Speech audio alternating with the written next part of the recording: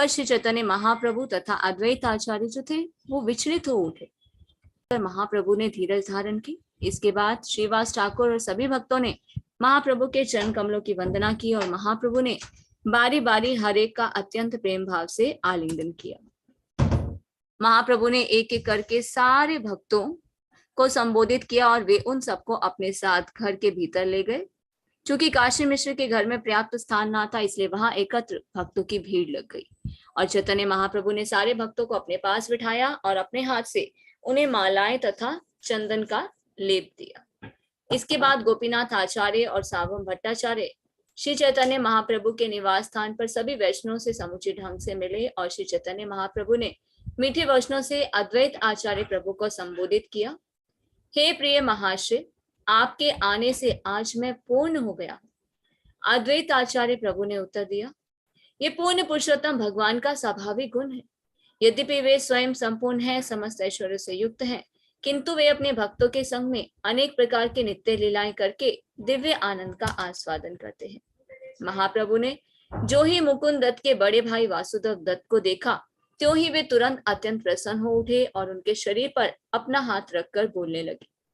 चैतन्य महाप्रभु ने कहा, यद्यपि मुकुंद मेरा बचपन का मित्र है, किंतु उसकी तुलना में आपको देखकर मुझे कहीं अधिक प्रसन्नता हो रही है। तो जो वासुदेव दत्त है वो चैतन्य महाप्रभु के जो बचपन के मित्र हैं, मुकुंद दत्त के बड़े भाई थे और मित्र को देखकर प्रसन्नता होना स्वाभाविक है। किंतु चैतन्य महाप्रभु ने वासुदेव दत्त से कहा कि उनको देखकर अपने मित्र से मिलने से बढ़कर ज्यादा प्रसन्नता हो रही है। वासुदेव ने उत्तर दिया, मुकुंद को प्रारंभ में आपका साथ मिला, अतएव उसने आपके चरण कमलों की शरण ग्रहण कर ली। यही उसका दिव्य पुनर्जन्म है। इस तरह वासुदेव दत्त ने अपने छोटे भाई मुकुंद से अपनी कनिष्ठता स्वीकार कर ली। उन्होंने कहा, यद्यपि मुकुंद मुझसे छोटा है, किंतु उसे आपकी कृपा पहले प्राप्त हुई।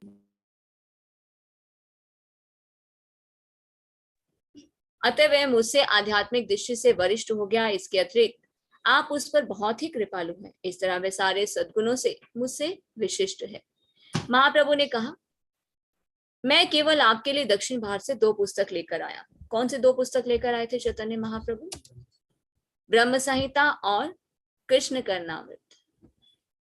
वे पुस्तकें स्वरूप दामोदर के पास रखी हैं और आप उनकी नकल करवा सकते हैं। यह सुनकर वासुदेव अत्यंत प्रसन्न हुए। तो चैतन्य महाप्रभु दक्षिण भारत से जो अपने साथ प्रतियां लेकर आए थे, ब्रह्म संहिता की और कृष्ण कर्णामृत की, वो दोनों जो थी वो हस्तलिखित थी। अब चैतन्य महाप्रभु कह रहे हैं कि ये स्वरूप दामोदर के पास रखी है, आप उनकी कॉपी करवा लीजिए। तो वासुदेव बहुत ही प्रसन्न हुए। प्रत्येक वैष्णव ने इन दोनों पुस्तकों की प्रतिलिपि कर ली। धीरे धीरे ये दोनों पुस्तकें, ब्रह्म संहिता तथा कृष्ण कर्णामृत, सारे भारत में व्याप्त हो गई। महाप्रभु ने श्रीवास और उनके भाइयों को अत्यंत प्रेम तथा स्नेह के साथ संबोधित किया। मैं तो इतना कृतज्ञ हूं कि तुम चारों भाइयों ने मुझे खरीद लिया है। तब श्रीवास ने महाप्रभु से कहा, आप उल्टा क्यों कह रहे हो?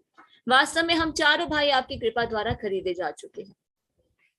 शंकर को देखकर श्री चैतन्य महाप्रभु ने दामोदर से कहा, तुम पर मेरा स्नेह गौरव से युक्त है। तो यहाँ पर चैतन्य महाप्रभु दामोदर पंडित से कह रहे हैं, इसलिए तुम अपने छोटे भाई शंकर को अपने साथ रखो, क्योंकि वह मुझसे शुद्ध प्रेम से जुड़ा हुआ है। दामोदर पंडित ने उत्तर दिया, शंकर मेरा छोटा भाई तो है, किंतु आज से वह मेरा बड़ा भाई बन गया है, क्योंकि उस पर आपकी विशेष कृपा है। फिर शिवानंद सेन की ओर मुड़ते हुए महाप्रभु ने कहा, मैं जानता हूं कि प्रारंभ से ही मेरे प्रति तुम्हारा अतीव अनुराग रहा है। यह सुनते ही शिवानंद सेन भाव विभोर उठे और महाप्रभु को प्रणाम कर कर भूमि पर गिर पड़े। फिर उन्होंने निम्नलिखित श्लोक सुनाना शुरू किया। हे प्रभु, जिसका अर्थ है, हे प्रभु, हे असीम, यद्यपि मैं अज्ञान के सागर में डूबा हुआ था, किंतु अब दीर्घ काल के बाद मैंने आपको उसी प्रकार प्राप्त किया है जिस प्रकार किसी को समुद्र का किनारा मिल जाता है। हे प्रभु, मुझे प्राप्त करके आपने ऐसा उपयुक्त व्यक्ति प्राप्त किया है जिस पर आप अपने हेतु की कृपा प्रदान कर सकते हैं। तो यहाँ पर बताया जा रहा है, अज्ञान का सागर, भौतिक शरीर पाने के कारण जन्म मृत्यु जरा व्याधि, जन्म मृत्यु बुढ़ापा और रोग के पुनर्वृतन का भवसागर है। ये संसार क्या है? दुखालयम अशाश्वतम। यहाँ पर क्या रहता है? जन्म मृत्यु जरा व्याधि का चक्र चलता रहता है। जो इस भवसागर में आकर गिर जाता है, जिसमें गिरने पर मनुष्य भगवान के साथ अपने संबंध को पुनः जोड़ भी सकता है। हम इस सागर में आकर गिर गए, अज्ञानता के सागर में, पर मनुष्य योनि एक ऐसी योनि है जिसमें हम फिर से भगवान के साथ जो हम अपना संबंध भूल चुके हैं उसे हम फिर से जोड़ सकते हैं। भौतिक जीवन की कितनी योनियां हैं? 84 लाख योनियां बताई जाती हैं। पशु योनि, पक्षी योनि, 4 पैर वाले, 2 पैर वाले, हवा में उड़ने वाले, जल में रहने वाले, रेंगने वाले, पेड़ पौधे और मनुष्य योनि।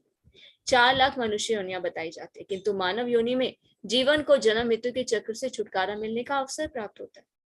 से मनुष्य योनि एक ऐसी योनि है जिसमें बुद्धि मिलती है। बुद्धि के द्वारा हम शास्त्र के माध्यम से श्रवण और कीर्तन के द्वारा आत्म साक्षात्कार कर सकते हैं।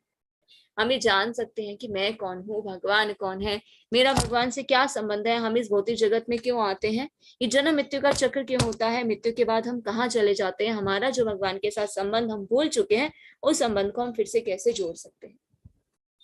और जब मनुष्य भगवान को प्राप्त करने का प्रयास करता है, देखिए जब हम इस भौतिक जगत में आते हैं तो एक फ्रीडम लेकर आते हैं। कौन सी फ्रीडम? भगवान हमारी इच्छाओं की तो पूर्ति करते हैं, इच्छाओं की पूर्ति करने के लिए अनुमति प्रदान करते हैं प्रकृति को, और भगवान साक्षी भी है। पर एक स्वतंत्रता जो जीव को मिलती है वो क्या स्वतंत्रता है कि वो अपनी इच्छा से भगवान को भूल भी सकता है और भगवान के साथ संबंध को फिर से जोड़ भी सकता है। अगर मनुष्य भगवान के साथ संबंध को जोड़ता है, भगवान का भक्त बन जाता है, तो वह जन्म मृत्यु के चक्र से बाहर निकल सकता है। तो भगवान उन पतित आत्माओं पर अपनी कृपा दिखाने के लिए सदैव तत्पर रहते हैं। भगवान तो वेट कर रहे हैं कि कब जीव मेरी और मुख करेंगे और मैं उनका इस बद्ध जीवन से उद्धार कर दूंगा जो इस दुख में जीवन से संघर्ष कर रहे हैं। जैसा कि भगवत गीता 15.7 में भगवान कहते हैं, ममे वांशो जीवलोके जीवभूत सनातन मनश्शिष्टानि इंद्राणि प्रकृति स्थानी कर्षति। इस बद्ध जगत में सारे जीव मेरे सनातन अंश हैं। बद्ध जीवन के कारण वे मन समेत 6 इंद्रियों से विकट जीवन संघर्ष कर रहे हैं। तो इस तरह से जीव जो है भौतिक जगत में संघर्ष कर रहे हैं। पर जब हम भगवान के प्रति भगवान को प्राप्त करने की इच्छा करते हैं, उनमें श्रद्धा रखते हैं, विश्वास करते हैं, भगवान की शरण ग्रहण करते हैं, तो भगवान हमें जन्म मृत्यु के चक्र से बाहर निकाल देते हैं और हमारा जीवन सफल हो जाता है। तो मुरारी गुप्त जो थे वो पहले महाप्रभु से नहीं मिले थे, किंतु दरवाजे के बाहर से उन्होंने दंडवत प्रणाम किया था। मुरारी गुप्त कौन है? चैतन्य महाप्रभु की लीला में हनुमान जी। और जब श्री चैतन्य महाप्रभु ने भक्तों के बीच मुरारी गुप्त को नहीं देखा तो उन्होंने उनके विषय में पूछताछ की कि मुरारी गुप्त कहाँ है।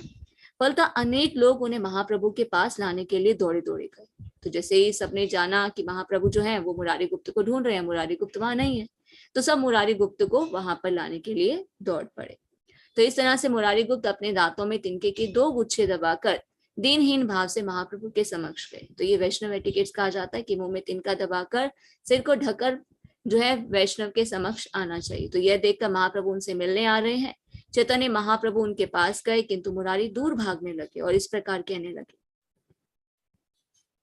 चैतन्य महाप्रभु क्या कर रहे थे? मुरारी गुप्त से मिलने के लिए आ रहे थे। तो जब मुरारी गुप्त को पता चलता है कि चैतन्य महाप्रभु आ रहे हैं तो वो भागने लगे और क्या कहने लगे, हे प्रभु कृपया आप मुझे ना छुएं, मैं अत्यंत नीच हूं, मैं छूने योग्य नहीं हूं, मेरा शरीर पापमय है। महाप्रभु ने कहा, हे मुरारी कृपया तुम अपनी अनावश्यक दीनता को बंद करो, तुम्हारी दीनता देखकर मेरा मन विचलित हो रहा है। यह कहकर महाप्रभु ने मुरारी का आलिंगन किया और उन्हें अपने पास में बिठाया। फिर महाप्रभु अपने हाथों से उनका शरीर साफ करने लगे। इसके बाद चैतन्य महाप्रभु ने आचार्य रत्न, विद्यानिधि, पंडित गदाधर, गंगादास, हरिभट्ट और आचार्य पुरंदर इत्यादि सभी भक्तों का बारंबार आलिंगन किया, उनके सद्गुणों का बखान किया और बारंबार उनका सम्मान किया। इस प्रकार प्रत्येक भक्त का सम्मान करके चैतन्य महाप्रभु अत्यंत प्रफुल्लित हुए। किंतु हरिदास ठाकुर को ना देखकर उन्होंने पूछा, हरिदास कहाँ है? तब श्री चैतन्य महाप्रभु ने देखा कि हरिदास ठाकुर दूर से रास्ते पर गिरकर उन्हें प्रणाम कर रहे हैं। हरिदास ठाकुर महाप्रभु के मिलन स्थल पर नहीं आए, अपितु दूर से ही सामान्य रास्ते पर दंडवत पड़े रहे। तो हरिदास ठाकुर जो थे वो दूर से ही चैतन्य महाप्रभु का दर्शन करते हैं। तब सारे भक्त जो है हरिदास ठाकुर के पास जाकर बोलते हैं कि महाप्रभु आपसे मिलना चाहते हैं, आप कृपया तुरंत आइए। तो हरिदास ठाकुर ने उत्तर दिया, मैं मंदिर के पास नहीं जा सकता क्योंकि मैं नीच जाति का अधम व्यक्ति हूँ, मुझे वहां जाने का कोई अधिकार नहीं है। हरिदास ठाकुर वैसे तो बहुत ही सम्मानित वैष्णव थे, उन्हें हरिदास गोस्वामी भी कहा जाता है, किंतु फिर भी वे सामान्य लोगों के विचार को विचलित नहीं करना चाहते थे। वे इतने सामान्य थे कि उन्हें ठाकुर और गोसाई कहा जाता था, जो महाभागवत वैष्णव की पदवियां हैं। तो सामान्यतः गुरु को गोसाई या परमहंसों को ठाकुर कहा जाता है, क्योंकि वे आध्यात्मिकता के सर्वोच्च स्तर पर अवस्थित होते हैं तो भी हरिदास ठाकुर मंदिर के पास नहीं जाना चाहते थे।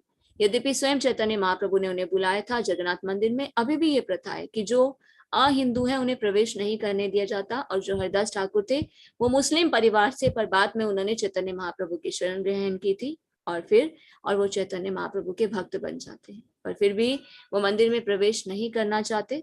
ये बहुत ही प्राचीन विधान है। अतएव हरिदास ठाकुर जो मंदिर के निकट नहीं जाना चाह रहे थे। यद्यपि वे मंदिर में प्रवेश करने के लिए योग्य और सक्षम थे, क्योंकि अभी तो वो वैष्णव बन गए थे, पर फिर भी वो नहीं जाना चाह रहे थे। तब हरिदास ठाकुर ने अपनी इच्छा व्यक्त की, यदि मुझे मंदिर के निकट कोई एकांत स्थान मिल जाता है तो मैं वहां अकेले रहकर अपना समय बिताता। मैं नहीं चाहता कि भगवान जगन्नाथ के सेवक मेरा स्पर्श करे, क्योंकि मैं बहुत ही नीच जाति का हूँ। देखिए वैष्णव के गुण देखिए, वैष्णव है उच्च कोटि की, फिर भी अपने आप को क्या कह रहे कि मैं बहुत नीच जाति का हूँ, मैं वहां बगीचे में अकेला रहूंगा, यही मेरी इच्छा है। जब लोगों ने चैतन्य महाप्रभु को यह संदेश दिया तो ये सुनकर अत्यंत प्रसन्न हुए। उसी समय काशी मिश्र मंदिर की देखरेख करने वालों के साथ आए और उन्होंने चैतन्य महाप्रभु के चरण कमलों पर अपना सादर नमस्कार किया। सारे वैष्णव को एक साथ देखकर काशी मिश्र और अध्यक्ष दोनों ही अत्यंत प्रसन्न हुए और वे उन सबसे समुचित रीति से अति प्रसन्नता पूर्वक मिले। दोनों ने चैतन्य महाप्रभु से निवेदन किया, कृपया हमें आदेश दें जिससे हम सारे वैष्णव के रहने की उचित व्यवस्था कर सके। सारे वैष्णव के रहने की व्यवस्था हो चुकी है, अब हम उन सबों को महाप्रसाद वितरित करेंगे। तुरंत ही श्री चैतन्य महाप्रभु ने गोपीनाथ आचार्य से कहा, आप वैष्णव के साथ जाएं और काशी मिश्र और मंदिर की देखरेख करने वाले सज्जन जो भी निवास स्थान दे वहां उन सबको रखने का प्रबंध करें। तो तब महाप्रभु ने काशी मिश्र मंदिर के अध्यक्ष से कहा, जहां तक जगन्नाथ जी के महाप्रसाद की बात है उनका भार वाणीनाथ राय को दे दिया। तो सारी जो रिस्पॉन्सिबिलिटीज थी वो डिस्ट्रीब्यूट कर दी गई थी कि रहने की व्यवस्था कौन करेगा, खाने की व्यवस्था कौन करेगा, उनकी देखभाल कौन करेगा। तो चैतन्य महाप्रभु क्या कर देते हैं, सबको दे देते हैं, काम दे देते हैं कि आपको ये कार्य संभालना है, आपको ये कार्य संभालना है। तो जहां तक जगन्नाथ जी के महाप्रसाद की बात है, ये काम किसको दिया गया, वाणीनाथ राय को दिया गया। वे सारे वैष्णव की देखभाल कर सकते हैं, उन्हें महाप्रसाद वितरित कर सकते हैं। फिर चैतन्य महाप्रभु ने कहा, मेरे स्थान के पास इस फुलवारी में एक कमरा भी है जो अत्यंत एकांत में है, वह कमरा मुझे दे दे क्योंकि मुझे उसकी आवश्यकता है। मैं उस एकांत स्थान में बैठकर भगवान के चरण कमलों का स्मरण करूंगा। तब काशी मिश्र ने चैतन्य महाप्रभु से कहा, हर वस्तु आपकी है, फिर मांगने से क्या लाभ, आप अपनी इच्छा अनुसार जो चाहे वो ले सकते हैं। हे प्रभु, हम दोनों दास आपकी आज्ञाओं को पूरा करने के लिए हैं, कृपा करके आप जो भी चाहें हमसे करने के लिए कहें।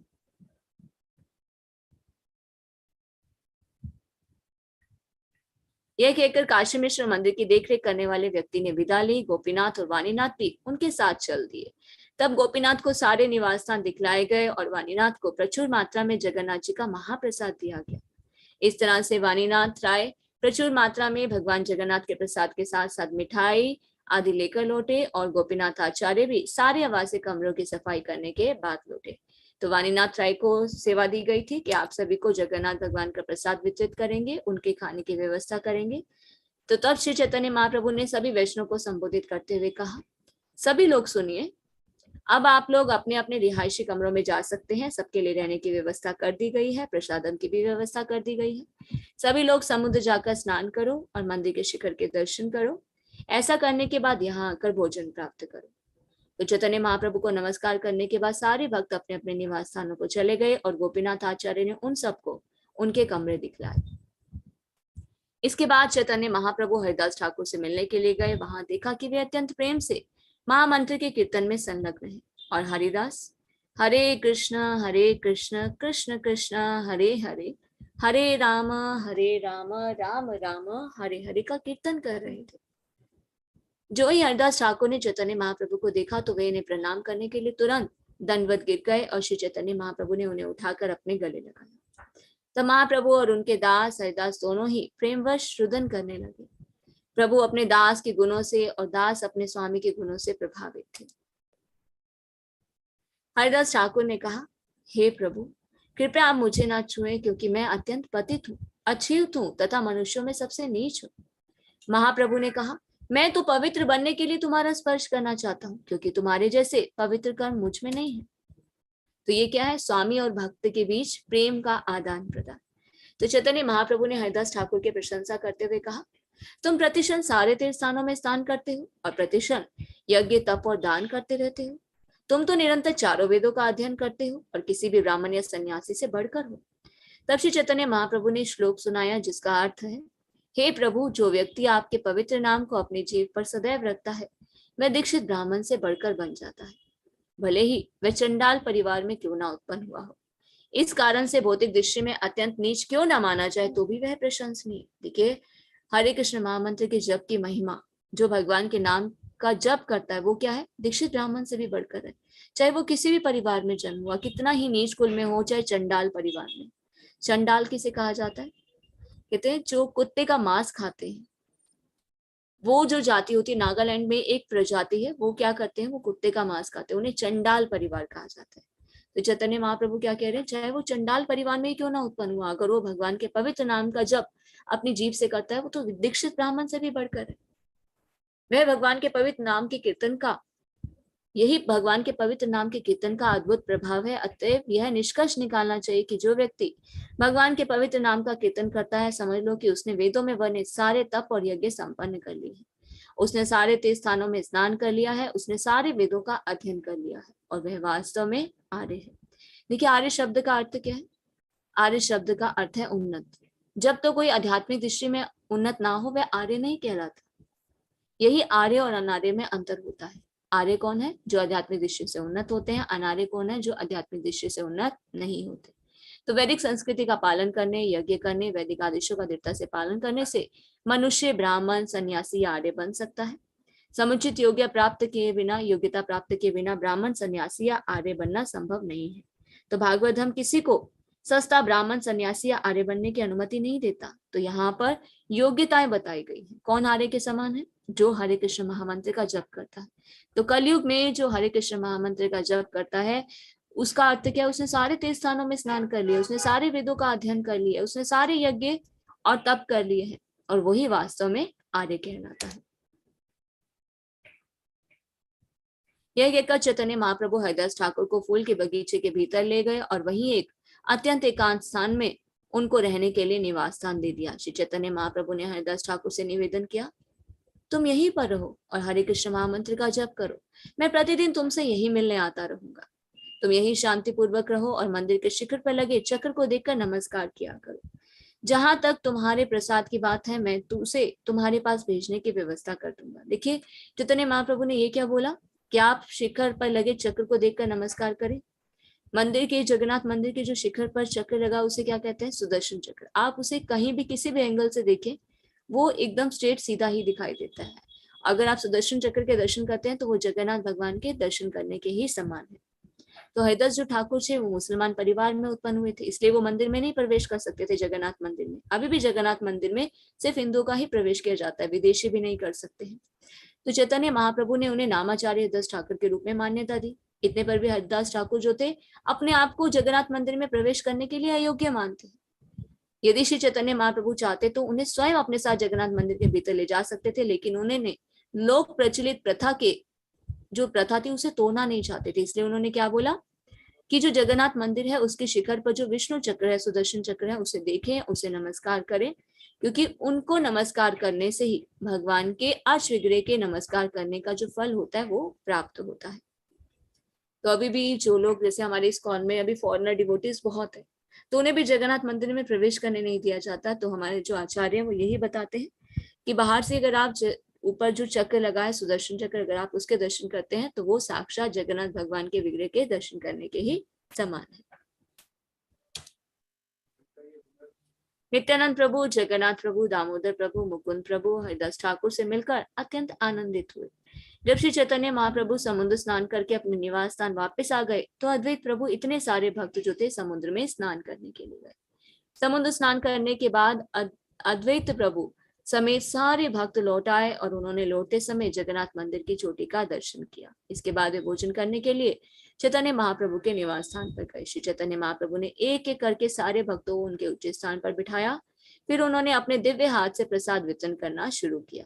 सारे भक्तों को केले के पत्तों में प्रसाद जो था वो परोसा गया और श्री चैतन्य महाप्रभु ने हर पत्ते पर इतनी मात्रा परोसी जो 2-3 व्यक्तियों के लिए पर्याप्त थी। क्योंकि उनके हाथ इससे कम नहीं बांट सकते थे।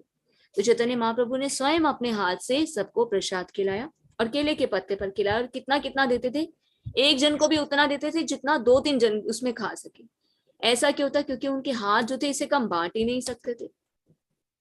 तो सारे भक्त अपने अपने हाथ परोसे हुए प्रसाद के ऊपर उठाए रहे, क्योंकि वे महाप्रभु को पहले खाते हुए देखे बिना नहीं चाह रहे थे। तब स्वरूप दामोदर गोस्वामी ने चैतन्य महाप्रभु को सूचित किया कि जब तक आप नहीं बैठेंगे कोई भी प्रसाद ग्रहण नहीं करेगा, कोई भी भोजन नहीं करेगा। तो गोपीनाथ आचार्य ने उन सारे सन्यासियों को आने और प्रसाद ग्रहण करने के लिए आमंत्रित किया जो आपके साथ रहते हैं। गोपीनाथ आचार्य सारे सन्यासियों को बांटने के लिए पर्याप्त प्रसाद लेकर पहले ही आ चुके हैं और परमानंद पुरी, ब्रह्मानंद भारती जैसे सन्यासी आपकी प्रतीक्षा कर रहे हैं। आप बैठ जाएं और नित्यानंद प्रभु के साथ भोजन करें। मैं प्रसाद सारे वैष्णव को वितरण कर दूंगा। इसके बाद चैतन्य महाप्रभु ने कुछ प्रसाद गोविंद के हाथों में हरिदास ठाकुर को भेजने के लिए लाकर दे दिया। तब श्री चैतन्य महाप्रभु अन्य सन्यासियों के साथ भोजन करने के लिए बैठ गए और गोपीनाथ आचार्य बड़े ही हर्ष के साथ प्रसाद का वितरण करने लगे। तो चैतन्य महाप्रभु भी बैठ जाते हैं। जब चैतन्य महाप्रभु बैठते हैं तो सभी वैष्णव जो है वो भी प्रसाद लेना शुरू करते हैं। तो इसके बाद स्वरूप दामोदर गोस्वामी, दामोदर पंडित, जगनानंद ने बड़े ही हर्ष से भक्तों को प्रसाद बांटा। उन्होंने हर तरह की मिठाई और खीर भेड़ पेट खाई और बीच बीच में हर्षित होकर हरि के पवित्र नाम का उच्चारण करने लगे। प्रसाद खाते समय बीच बीच में भगवान हरि का नाम उच्चारण करने की वैष्णवों में प्रथा है। साथ ही वे शरीर अविद्या जाल जैसे गीत भी गाते हैं। जब प्रसाद ग्रहण करते तो क्या गाते हैं? महाप्रसादे गोविंदे नाम ब्राह्मणे वैष्णवे स्वल्प पुण्यवतम राजान विश्वासो नैव जायते। जो लोग प्रसाद ग्रहण करते हैं उन्हें स्मरण रखना चाहिए कि प्रसाद सामान्य भोजन नहीं है, प्रसाद दिव्य होता है और प्रसाद ग्रहण करते समय इस मंत्र का उच्चारण करना चाहिए, महाप्रसादे गोविंदे नाम ब्राह्मणे वैष्णवे। तो जब सभी लोग खाकर अपने अपने हाथ मुंह धो चुके तो श्री चैतन्य महाप्रभु ने अपने हाथों से हर एक को फूल की माला और चंदन लेप से अलंकृत किया।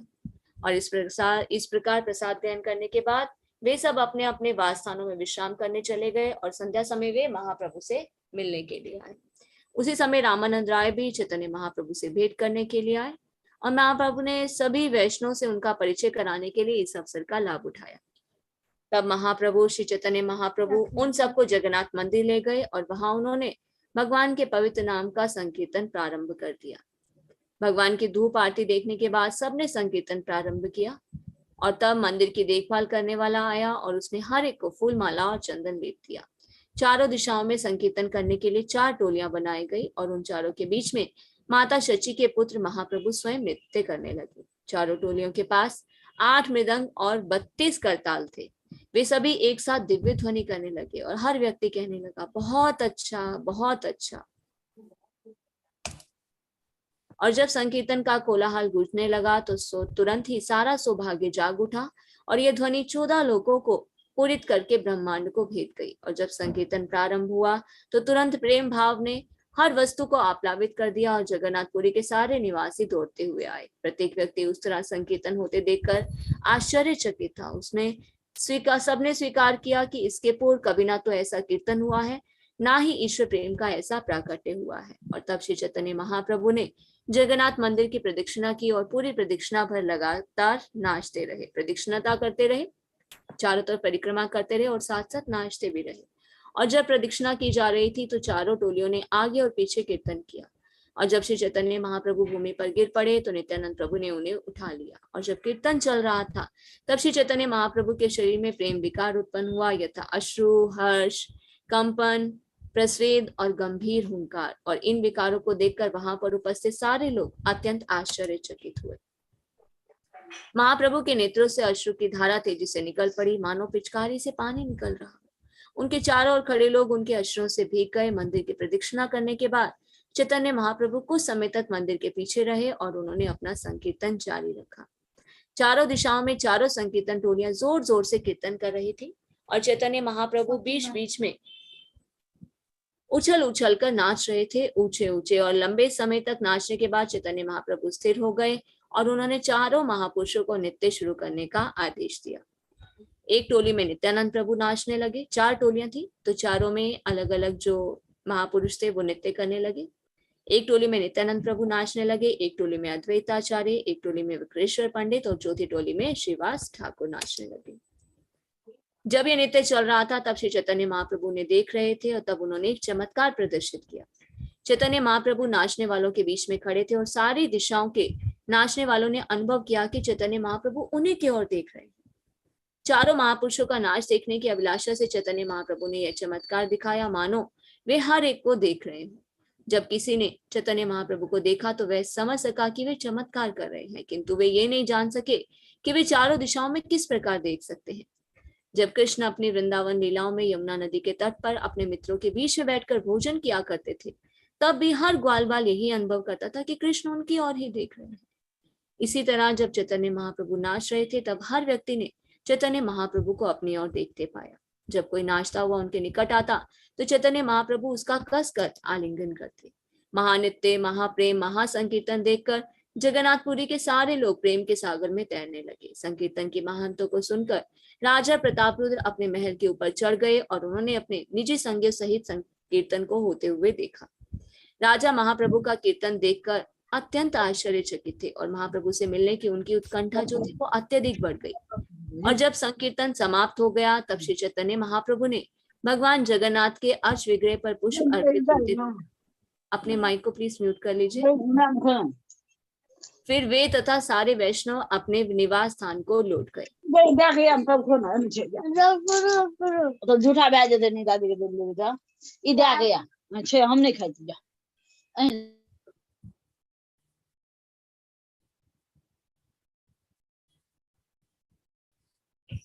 तत्पश्चात मंदिर की देखरेख करने वाला अध्यक्ष काफी मात्रा में प्रसाद ले आया, जिसे श्री चैतन्य महाप्रभु ने अपने हाथों से सारे भक्तों को बांटा। अंत में सारे लोग सोने के लिए चले गए और इस तरह शची माता के पुत्र श्री चैतन्य महाप्रभु ने अपनी लीलाएं की।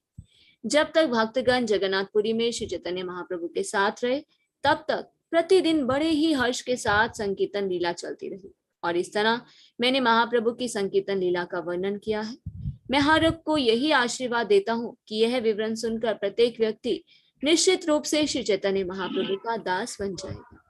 श्री रूप तथा श्री रघुनाथ के चरण कमलों की वंदना करते हुए और सदैव उनकी कृपा की आकांक्षा करते हुए मैं कृष्णदास उनके चरण चिन्हों पर चलते हुए श्री चैतन्य चरितामृत का वर्णन कर रहा हूँ। इस तरह श्री चैतन्य चरितामृत मध्य लीला के 11वें अध्याय का भक्ति वेदांत तात्पर्य पूर्ण हुआ, जिसमें श्री चैतन्य महाप्रभु की बेड़ा कीर्तन लीलाओं का वर्णन हुआ है। हरे कृष्णा एवरीवन, आप सभी का बहुत बहुत धन्यवाद। हरे कृष्णा, दंडवत प्रणाम। तो 7 to 11 चैप्टर्स का जो पार्ट है ये भी हमने कंप्लीट कर लिया है। तो कल हम स्टार्ट करेंगे